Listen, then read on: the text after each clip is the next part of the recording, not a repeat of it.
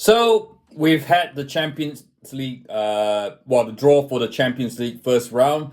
It's sort of been much anticipated, or I guess had some anxieties or trepidation, because obviously it's a new format, as you know, the format that we've grown up with around since 1992, with the groups, the first round group stages. And I think it's about 20 years since we've had, a change where, from the 8 groups of 4 going into the knockouts and all that. So certainly the most radical, biggest change to the much beloved Champions League competition. Look, we're still trying to piece it together. Look, I know there's many articles. I'm not going to try and do what the press ginger does and read off Wikipedia or Guardian, but in short, okay, obviously there's been the competition's expanded to 36 teams. The pools are all scrapped. Everyone's going to be playing in one league table, and of course, it's become round robin, but not quite, because obviously when you have 36 teams, it's impossible to play 35 games in the same time frame, plus knockouts in the Champions League, given the season. So obviously what UEFA have done is introduce the Swiss model, which, if you know, chess tournaments have been around for 100 years. I think we've seen it with Pokemon Go, PvP, battles as well. Swiss, it's sort of like it's a random. The matchups are picked randomly, but with I guess as randomly as possible with certain rules. Obviously, you don't want to be chucking Aston Villa all the pot 1 teams, that sort of thing. It's just not fair. So they've got some rules. Look, I'm not going to go into it, but we've had the draw and it was done by AI, so naturally there were all these conspiracy theories that that someone's going to hack it and put Manchester United in the computer, but it was done by AI. Gone is the likes of Wesley Sneijder, Luis Figo picking up balls and opening them up and pulling out a piece of paper, which is such a shame because I love that very much. I mean, certainly my favorite one was when the Victoria Pilsons executives were like, against Barcelona and so Juventus or PSG, but certainly look now I guess we've got this model and it looks like this is gonna be the way forward, with maybe a few tweaks. So yeah, look, I will. I guess, look, I mean, it's what it is. I mean, I hate this, absolutely. And, but I can understand why it's had to happen because, of course, we've had the issues with the attempted breakaway Super League in 2020. This is sort of a way to appease. Of course, ironically, in 1992, the original Champions League was as a result of potential Super League threat. And of course, the rise of the Premier League. So that's why the current Champions League, that's how the Champions League started. So I guess, we're kind of going roundabout. So yeah, look, so got, you've got your 4 pots of teams, your pot 1 is literally all, your top seats, like your Real Madrids, Manchester City, Bayern Munich, PSG, Liverpool, Inter, Borussia Dortmund, Leipzig, Barcelona. This is based on European performances.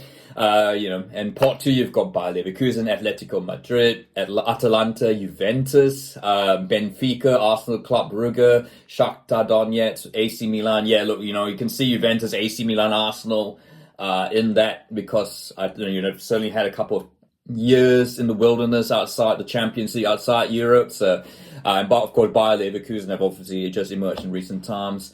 And yeah, look, have a look at.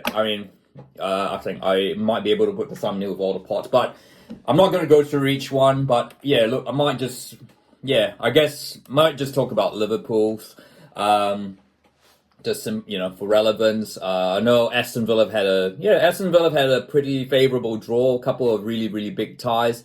Big clubs coming to Villa Park, which is, I guess that's ultimately what they want, because I guess I'll talk about it a bit more after that. So Liverpool, we've got Real Madrid at home, Leipzig away, Bayer Leverkusen at home, AC Milan away, Lille at home, PSV away, Bologna at home, and Girona away. So yeah, it's tough. I mean, there are some tough seats. But look, I think I think you have to remember, of course, we have to move away from the model before where you had 6 games and if you to qualify for the next round, every game was pretty much a pseudo knockout game where you kind of need to had to win. And I guess Liverpool in the past when big teams would come over, you Real Madrid's, AC Milan's. I think they seem to do much better than when, no offense to like Slovan Bratislava or your Victoria Pilsens, but when you get a big club like Real Madrid, PSG, they just seem to live. And of course, you go back fondly to that, when that time when Liverpool were drawn with, was it Porto, Napoli, AC Milan, all like form, not Napoli, but PSG, the group of death at the time.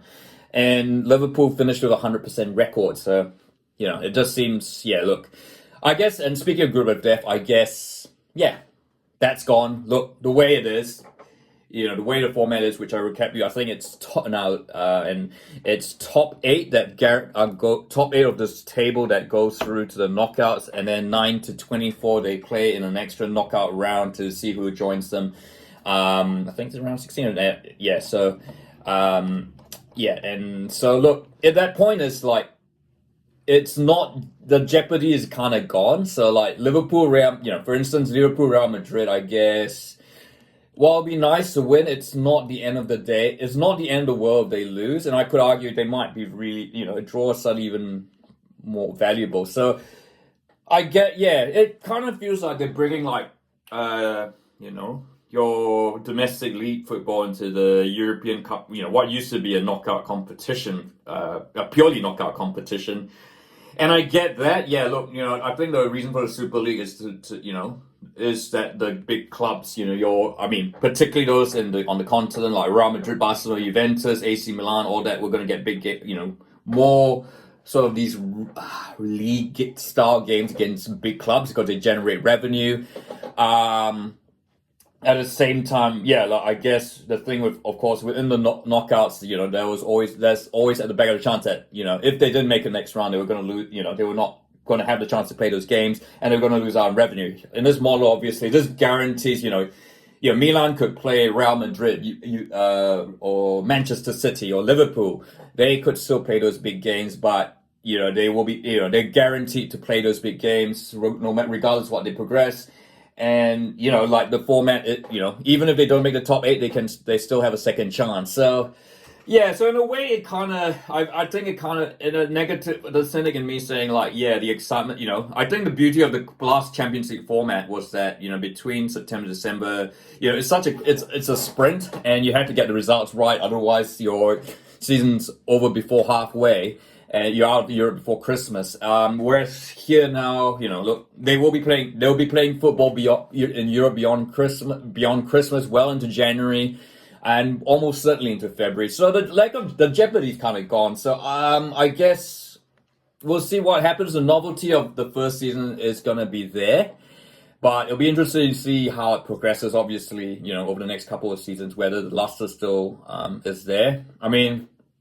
No, look, UEFA did introduce this. They did introduce, seeing the success of the group stages in the first round, they tried to repeat it in the second round, and they didn't have the round of 6. But they realized, the games were kind of diluted, and they just weren't selling a fan, so they went straight back to a round of 16 because knockout football sells. So it'll be interesting to see what happens. But look, that is my concern. It's like, yes, Real Madrid to Liverpool is going to be, at Anfield is going to be huge. European night's going to be big. Aston Villa fans are just going to love it. But, look, whatever happens, it feels like, they're already being passed this big check, which is much bigger than it has ever been. And Villa are going to benefit. Start West, for example, who've had a shocking start to the season, are just gonna, they might feel like, we'll just take the money and invest it and try and, at least buy players that can at least keep them in Ligue 1.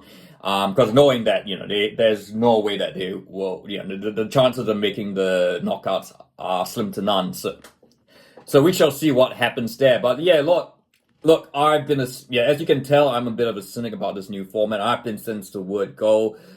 I just like the old format too much. So what are your thoughts on this? What games are you looking forward to from the other pools. And yeah, look, if you have, feel free to like, and don't forget to subscribe, and of course, put some comments.